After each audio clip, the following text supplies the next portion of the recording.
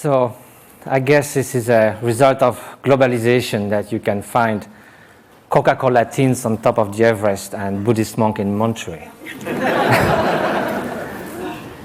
And so I just came 2 days ago from the Himalayas to your kind invitation, so I would like to invite you also for a while to the Himalayas themselves. And to show the place where meditators like me, who began with being a molecular biologist in Pasteur Institute and found their way to the mountains. So these are a few images I was lucky to take and be there. This is the Mount Kailash in eastern Tibet, wonderful setting. This is from Marlborough country.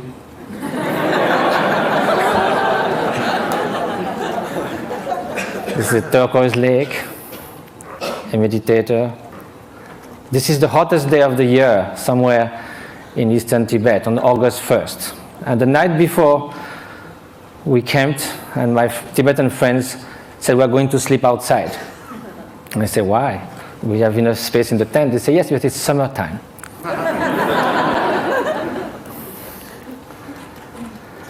So now we are going to speak of happiness.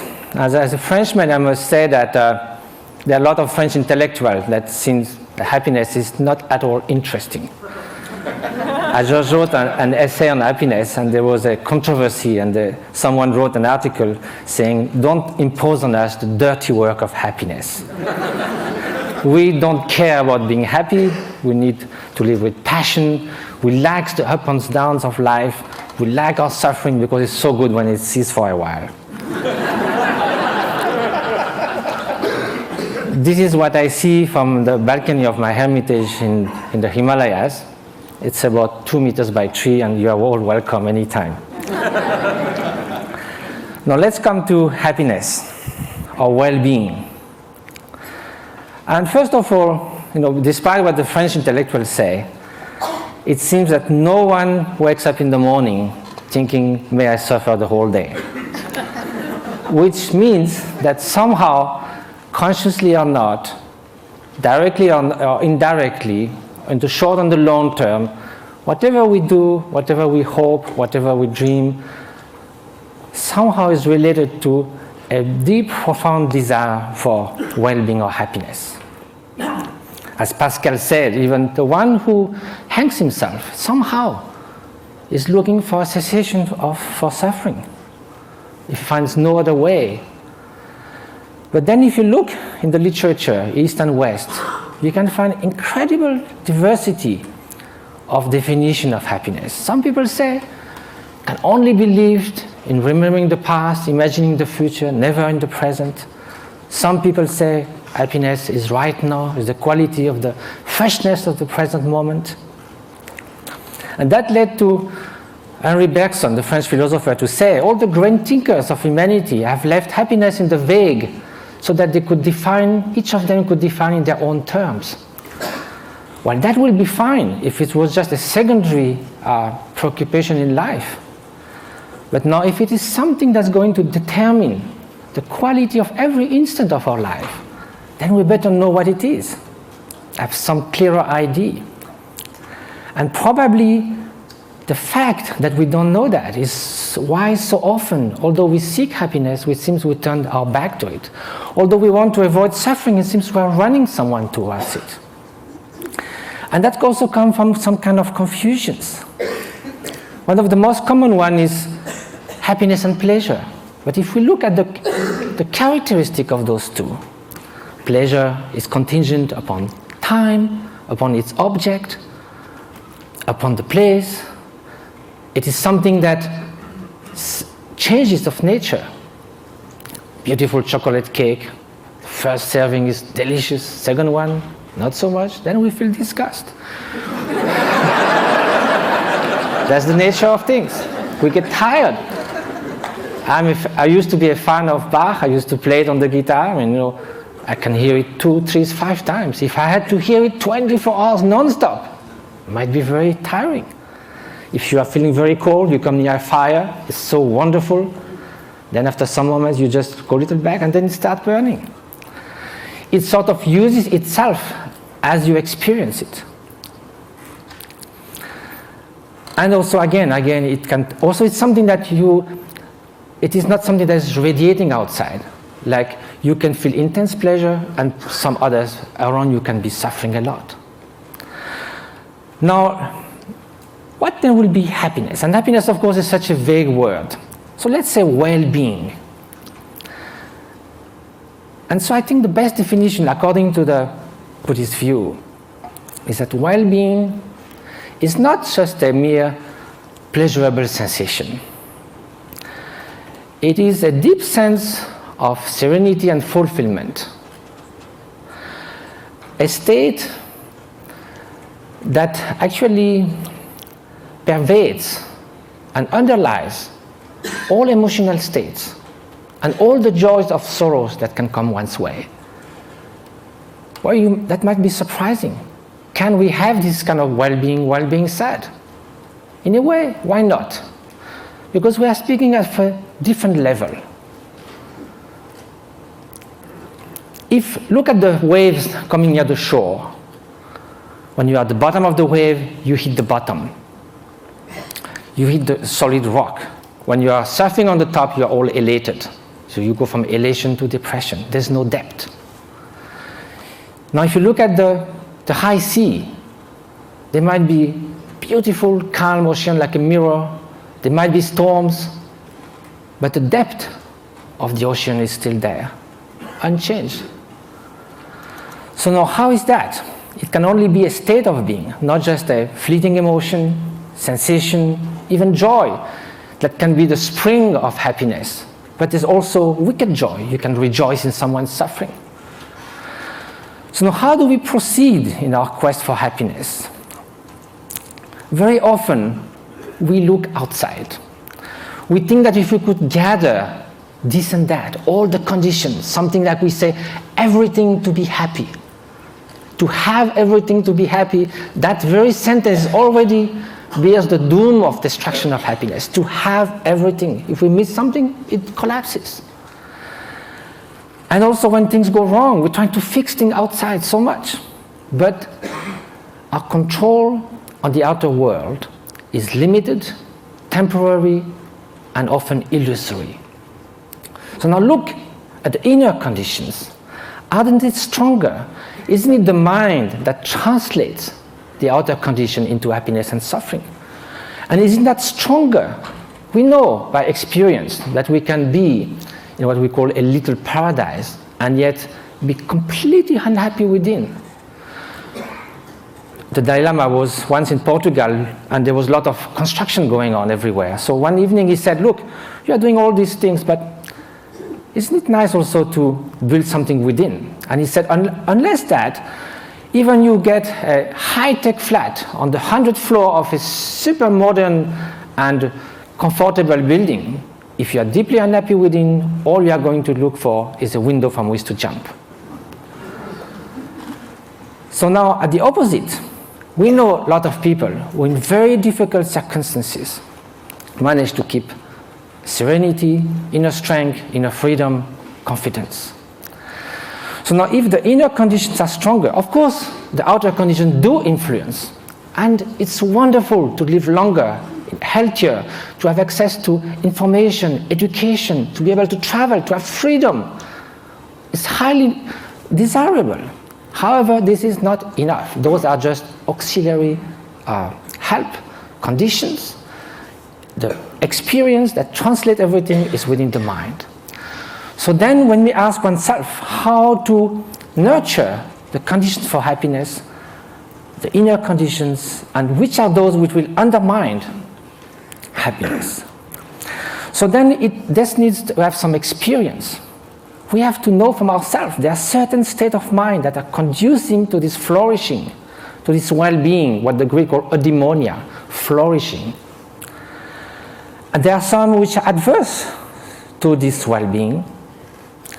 And so if we look from our own experience, anger, hatred, jealousy, arrogance, obsessive desire, strong grasping, they don't leave us in such a good state after we have experienced it.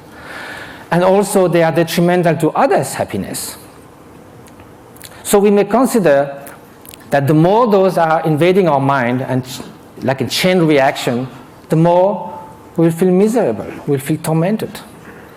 At the opposite, everyone knows deep within that an act of selfish generosity, if from the distance, without anyone knowing anything about it, we could save a child's life, make someone happy. We don't need a recognition. We don't need any gratitude. Just the mere fact of doing that feels such a sense of adequation with our deep nature. And we would like to be like that all the time. So is that possible? To change our way of being, to transform one's mind? Aren't those negative emotion or destructive emotion inherent to the nature of mind? Is a change possible in our emotions, in our traits, in our moods? So for that we have to ask, what is the nature of mind? And if we look from the experiential point of view, there is a primary quality of consciousness. That is the mere fact to be cognitive, to be aware. Consciousness is like a mirror that allows all images to rise on it. You can have ugly faces, beautiful faces in the mirror. The mirror allows that, but the mirror is not tainted, is not modified, is not altered by those images. Likewise, behind every single thought, there is the bare consciousness, pure awareness. This is the nature.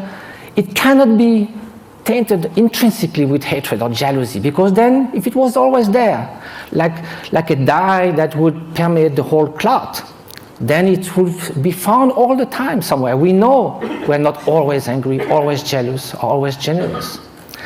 So because the basic fabric of consciousness is this pure cognitive quality that differentiates it from a stone, there is a possibility for change, because all emotions are fleeting. That is the ground for mind training. Mind training is based on the idea that two opposite mental factors cannot happen at the same time. You could go from love to hate, but you cannot at the same time, toward the same object, the same person, one to harm and one to the good. You cannot in the same gesture shake hand and give a blow. So there are natural antidotes to emotions that are destructive to our inner well-being. So that's a way to proceed. Rejoicing compared to jealousy, a kind of sense of inner freedom as opposite to intense grasping and obsession, benevolence, loving kindness against hatred. But of course, each emotion then would need a particular antidote. Another way is to try to find a general antidote to all emotions. And that's by looking at their very nature. Usually, when we feel annoyed, hatred, or upset with someone, or obsessed with something, the mind goes again and again to that object. Each time it goes to the object, it reinforces that obsession or that annoyance. So then it's a self-perpetuating process. So what we need to look now is, instead of looking outward, we look inward. Look at anger itself. It looks very menacing, like a billowing monsoon cloud, thunderstorm. But we think we could sit on the cloud, but if we go there, it's just mist. Likewise, if you look at the thought of anger, it will vanish like frost under the morning sun. If you do this again and again, the propensity, the tendencies for anger to arise again will be less and less each time you dissolved it. And at the end, although it may arise, it will just cross the mind like a bird crossing the sky without leaving any track. So this is the principle of mind training. Now, it takes time, because it took time for all those faults in our mind, the tendencies to build up. So it will take time to unfold them as well. But that's the only way to go. Mind transformation. That is the very meaning of meditation. It means familiarization with a new way of being, new way of perceiving things, which is more in adequation with reality, with interdependence, with the stream and continuous transformation which our being and our consciousness is. So the interface with cognitive science, since we need to come to that, and what was the subject of we have to deal in such a short time, with brain plasticity. Brain was thought to be more or less fixed. All the neuronal connection in numbers and quantities were thought till the last 20 years, thought to be more or less fixed when we reach the adult age. Now recently it has been found that it can change a lot. A violinist, as we heard, we have done 10,000 hours of violin practice. Some area that controls the movements of fingers in the brain change a lot. Increase and reinforcement of the synaptic connections. So can we do that with human qualities, with loving kindness, with patience, with openness? So that's what those great meditators have been doing. Some of them who came to the labs, like in Madison, Wisconsin, or in Berkeley, did 20 to 40,000 hours of meditation. They do like 3 years retreat where they do meditate 12 hours a day, and then the rest of their life they would do that 3-4 hours a day. They are real Olympic champions of mind training. This is the place where they meditate. You can see it's kind of inspiring. Now, here with 256 electrodes.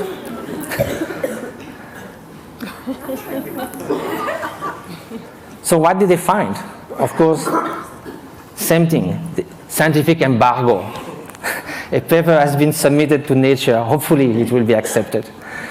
It deals with the state of compassion, unconditional compassion. We ask meditators who have been doing that for years and years and years to put their mind in a state where there's nothing but loving kindness, total availability to sentient being.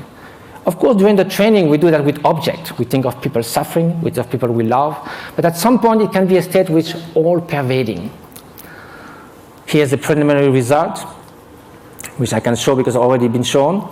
The bell curve shows 150 controls. And what is being looked at is the difference between the right and the left frontal lobe. In very short, people who have more activity on the right side of the prefrontal cortex are more depressed, withdrawn, they don't describe a lot of positive affect. It's the opposite on the left side, more tendency to altruism, to happiness, to express, and curiosity, and so forth. So there's a basic line for people, and also it can be changed. If you see a comic movie, you move to the left side. If you are happy about something, you go more to the left side. If you have a bout of depression, you will go to the right side. Here, the minus 0.5 is a 4 standard deviation of a meditator who meditates on compassion. It's something that is totally out of the bell curve. So I have no time to go into all the different scientific results. Hopefully they will come. But they found that this is after 3.5 hours in a fMRI. It's like coming out of a space ship.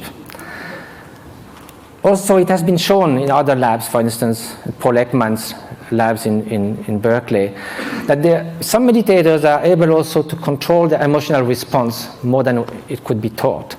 Like the startle experiments, for instance. If you sit a guy on a chair with all this kind of apparatus measuring your physiology, and there's kind of a bomb that goes off.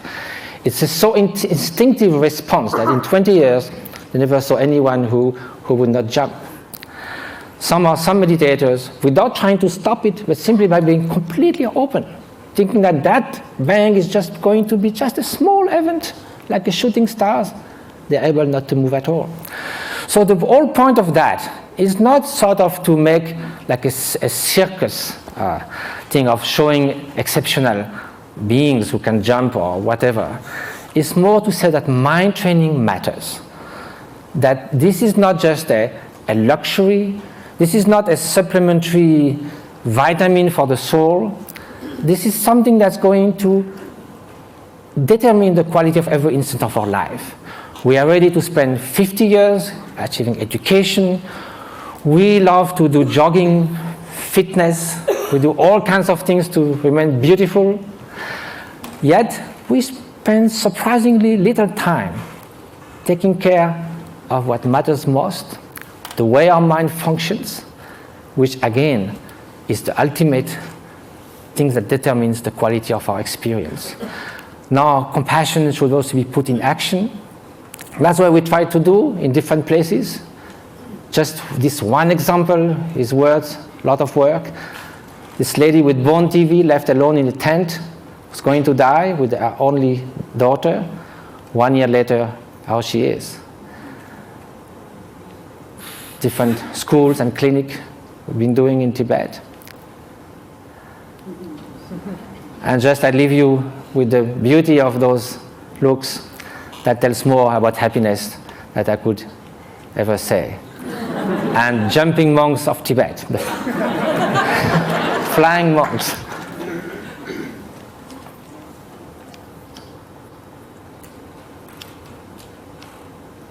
Thank you very much.